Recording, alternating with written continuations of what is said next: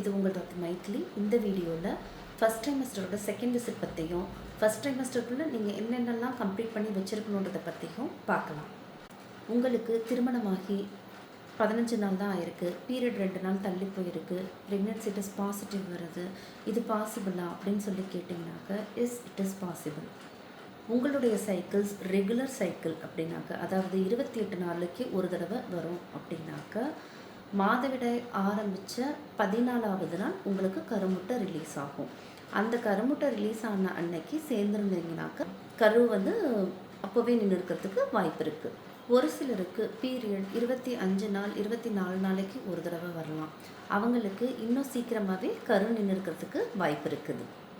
உங்களது கருவின் வயதை எப்படி கால்குலேட் பண்ணணும்னாக்க, உங்களுடைய மாதவிடாயான முதல் நாள்லேருந்து கால்குலேட் பண்ணணும். ஃபார் எக்ஸாம்பிள், மார்ச் 1ஆம் தேதி உங்களுடைய மாதவிடாய் ஆரம்பிக்குது அப்படின்னாக்க, ஏப்ரல் 4ஆம் தேதி டோட்டலாக 35 நாள், அதாவது 5 வாரம் உங்களோட கருவின் வயது. ஏப்ரல் மாதம் 4ஆம் தேதி உங்கள் கருவுக்கு 5 வாரம், அதை வெஜினல் ஸ்கேனில் பார்க்க முடியும். ஏப்ரல் மாதம் 11ஆம் தேதி உங்கள் கருவுக்கு 6 வாரம், வெஜினல் ஸ்கேனில் கரு மற்றும் அதோட ஹார்ட் பீட்டை நம்ம பார்க்கலாம்.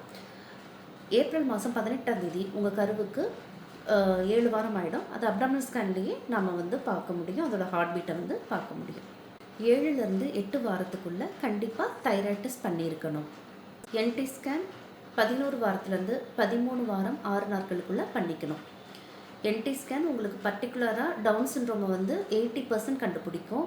இந்த என்டி ஸ்கேனோட சேர்த்து டபுள் மார்க்கர்னு சொல்லிட்டு ஒரு டெஸ்ட்டு சொல்லுவாங்க, அதையும் சேர்த்து பண்ணிங்கனாக்கா 90% இந்த டவுன் சிண்ட்ரோமை நம்ம கண்டுபிடிக்க முடியும். ட்வின் ஜெஸ்டேஷனில் நிறைய வெரைட்டி இருக்கும், மோனோ அம்னியாட்டிக், டை அம்னியாட்டிக், அந்த மாதிரி. நாம் அந்த 11 வீக்ஸ் அரௌண்ட் எடுக்கிற ஸ்கேனில் தான் நம்ம அந்த ஆம்னியானிசிட்டி கோரியானிசிட்டிலாம் கரெக்டாக சொல்ல முடியும். அது ரொம்ப முக்கியம், அதை கண்டுபிடிக்கிறது, பின்னால் ட்ரீட்மெண்ட்டை பிளான் பண்ணுறதுக்கு, அதுக்கெல்லாம் ரொம்ப முக்கியம்.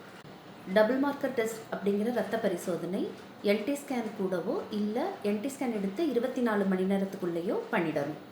டேட்டிங் ஸ்கேன் ஏன் இம்பார்ட்டண்ட்டுனாக்க, இது நமக்கு எதிர்பார்க்கப்படும் பிரசவ தேதியை கரெக்டாக கணித்து கொடுக்கும்.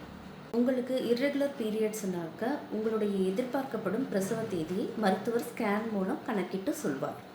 குழந்தையோட வளர்ச்சி சம்பந்தமாக ஏற்படுற பிரச்சனைகள், அதாவது IUGR, small for gestational age, big baby, இதெல்லாம் நம்மளால் கரெக்டாக டயக்னோஸ் பண்ண முடியும், அதுக்கான ட்ரீட்மெண்ட்டை கரெக்டாக கொடுக்க முடியும். ஒரு சில கண்டிஷனில் எலெக்டிவாக நம்ம சிசேரியன் பண்ண வேண்டியிருக்கும்.